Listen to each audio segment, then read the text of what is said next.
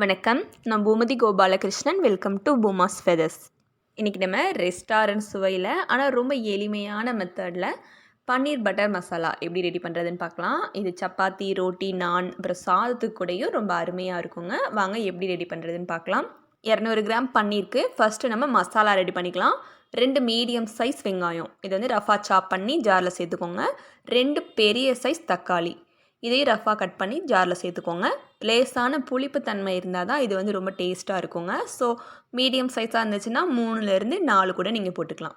அப்புறமா ஒரு 15லேருந்து 20 வரைக்கும் முந்திரி பருப்பு சேர்த்துக்கோங்க. முந்திரி பருப்பு வந்து இவ்வளோ சேர்க்கணுமா அப்படின்னா சேர்த்தா ரொம்ப க்ரீமியாக சூப்பராக இருக்கும். இல்லை அப்படின்னாலும் ஒன்றும் பிரச்சனை இல்லை, ஒரு 4-5 சேர்த்துக்கோங்க. இனி இதை நல்லா ஃபைன் பேஸ்ட்டாக அரைச்சிக்கலாம். நான் தண்ணியெல்லாம் சேர்க்கலைங்க. உங்களுக்கு வேணும் நல்லா அரைப்படலை அப்படின்னா கொஞ்சமாக சேர்த்து நல்லா அரைச்சிக்கோங்க. இனி கடாயில் 2 டேபிள் ஸ்பூன் ஆயில் சேர்த்துட்டு 1லேருந்து 2 டேபிள் ஸ்பூன் வரைக்கும் பட்டர் சேர்த்துக்கோங்க. இனி இதில் ஒரு பிரியாணி இலை, ஒரு துண்டு பட்டை, 2 கிராம்பு இது எல்லாத்தையும் சேர்த்துட்டு 1/4 டேபிள் ஸ்பூன் அளவுக்கு மஞ்சள் தூள், 1/2 டேபிள் ஸ்பூன் அளவுக்கு கரம் மசாலா, 1 டேபிள் ஸ்பூன் முழுக்க மிளகாய்த்தூள். நான் இன்றைக்கி காஷ்மீரி மிளகாய்த்தூள் சேர்த்துருக்கேங்க. இது நல்ல கலர் கொடுக்கும், காரம் ரொம்ப கம்மியாக இருக்கும். இந்த டிஷ்க்கு காரம் கம்மியாக இருந்தால் தாங்க நல்லாயிருக்கும். நீங்கள் வந்து தனி மிளகாய்த்தூள் யூஸ் பண்ணுறீங்கன்னா கொஞ்சம் அளவை வந்து குறைச்சி போட்டுக்கோங்க. இல்லை உங்களுக்கு காரம் பிடிக்கும் அப்படின்னா நீங்கள் கூட்டியும் சேர்த்துக்கலாம். இந்த மசாலாஸ்லாம் ஆட் பண்ணுறப்போ சிம்மில் போட்டுட்டு ஆட் பண்ணிக்கோங்க. இதை ஒரு தடவை மிக்ஸ் பண்ணிவிட்டு நம்ம அரைச்சி வச்சுருக்கோம் இல்லையா, அந்த மசாலா பேஸ்ட்டையும் நம்ம ஆட் பண்ணிக்கலாம். இனி இது கூடயவும் இஞ்சி பூண்டு பேஸ்ட் 1/4 டேபிள் ஸ்பூன் அளவுக்கு சேர்த்துட்டு இதை நல்லா சுருளை வதக்க போகிறோம். நார்மலாகவே என்ன பண்ணுவாங்க அப்படின்னா ஃபஸ்ட்டு நம்ம அரைச்ச மசாலா ஐட்டம்ஸ் எல்லாத்தையும் நல்லா வதக்கிட்டு அப்புறமா அரைச்சிப்பாங்க. அது வந்து 2-3 வேலை இருக்க மாணிக்க தெரியும். நீங்கள் இந்த மாணிக்க பண்ணிங்கனாலும் டேஸ்ட் வந்து கொஞ்சம் கூட மாறாது. ரொம்ப ரொம்ப சூப்பரான சுவையில் வருங்க. கண்டிப்பாக ட்ரை பண்ணி பாருங்கள். நம்ம இந்த மசாலா சேர்த்த உடனேவும் தண்ணி சேர்த்துடக்கூடாதுங்க. இதை நல்லா வதக்கிட்டு அப்புறமா நம்ம மிக்ஸி ஜாரில் இருக்க மசாலா இல்லை எக்ஸ்ட்ரா தண்ணி வேணும்னாலும் நம்ம சேர்த்துக்கலாம். அப்பப்போ மூடி வச்சு கலந்து கொடுத்துட்டே இருங்க.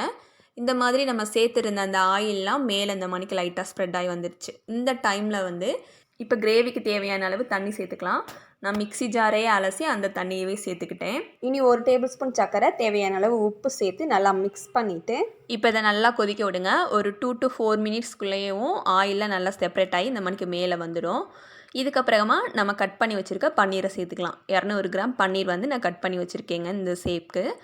இதை சேர்த்துட்டு மேலாக 1 டேபிள் ஸ்பூன் அளவுக்கு கஸ்தூரி மேத்தி சேர்த்துக்கலாம். கஸ்தூரி மேத்தி சேர்த்தோம் அப்படின்னா நம்மளுக்கு அப்படியே ரெஸ்டாரண்ட்டில் கிடைக்கிறது மணிக்கு டேஸ்ட் இருக்குங்க. ஒருவேளை உங்ககிட்ட இல்லை அப்படின்னா நீங்கள் கொத்தமல்லி தலையை சேர்த்துக்கலாம். ஸோ கஸ்தூரி மேத்தி சேர்த்ததுக்கப்புறமா இதை ஒரு தடவை கலந்து விட்டுட்டு ஸ்டவ் ஆஃப் பண்ணிடலாங்க. அவ்வளோதான் நம்மளோட சுவையான ரெஸ்டாரண்ட் ஸ்டைல் பன்னீர் பட்டர் மசாலா ரொம்ப ரொம்ப அருமையாக எளிமையாக நம்ம ரெடி பண்ணிட்டோம். இது தவிர்த்து அப்படின்னா ஃப்ரெஷ் க்ரீம் வந்து ஒரு 2 டேபிள் ஸ்பூன் வரைக்கும் சேர்த்துப்பாங்க. நம்ம நிறைய முந்திரி பருப்புலாம் சேர்த்து நல்லா ஃபைன் பேஸ்ட்டாக அரைச்சிட்டு நம்ம ரெடி பண்ணோம் அப்படின்றதுனால இதுவே நல்லா க்ரீமியாக இருக்குங்க. வேணும் அப்படின்னா நீங்கள் ஃப்ரெஷ் க்ரீம் 2 டேபிள் ஸ்பூன் வரைக்கும் சேர்த்துக்கலாம். இல்லைன்னா அதிகமாக புளிக்காமல் இருக்க தயிர், கெட்டி தயிர் வந்து 2 டேபிள் ஸ்பூன் சேர்த்துக்கலாம். நார்மலாக பன்னீர் சேர்த்ததுக்கப்புறமா நம்ம நிறைய நேரம் அதை ஹீட்டில் விட்டுறக்கூடாது. அப்படி விட்டுட்டோம்னா அது ரப்பர் மாதிரி ஆகிடும். ஸோ அதிகபட்சமாக ஒரு 1 மினிட் வரைக்கும் நீங்கள் ஹீட்டில் வச்சுக்கலாம். இல்லைனா நீங்கள் சேர்த்துட்டு மிக்ஸ் பண்ணி க்ளோஸ் பண்ணிவிட்டு கூடயும் அப்படியே சர்வ் பண்ணலாம். ஒவ்வொருத்தவங்க பன்னீரை ஃப்ரை பண்ணிவிட்டு அப்புறமா சேர்த்துப்பாங்க. அப்படியும் செய்யலாம் தான். ஆனால் அந்த மசாலாஸ்லாம் அது நல்லா உறிஞ்சிக்க மாட்டேங்குதுங்க அப்படி பண்ணால். அதே இந்த மாதிரி பண்ணுறப்போ ரொம்ப சாஃப்ட் அண்ட் ஸ்பாஞ்சியாக அந்த மசாலாஸ்லாம் உள்ளே அப்படியே போயிட்டு ரொம்ப அருமையாக இருக்குங்க சாப்பிட்றப்போ. கண்டிப்பாக அதை நீங்கள் ட்ரை பண்ணுங்கள், உங்களுக்கு ரொம்ப பிடிக்கும்.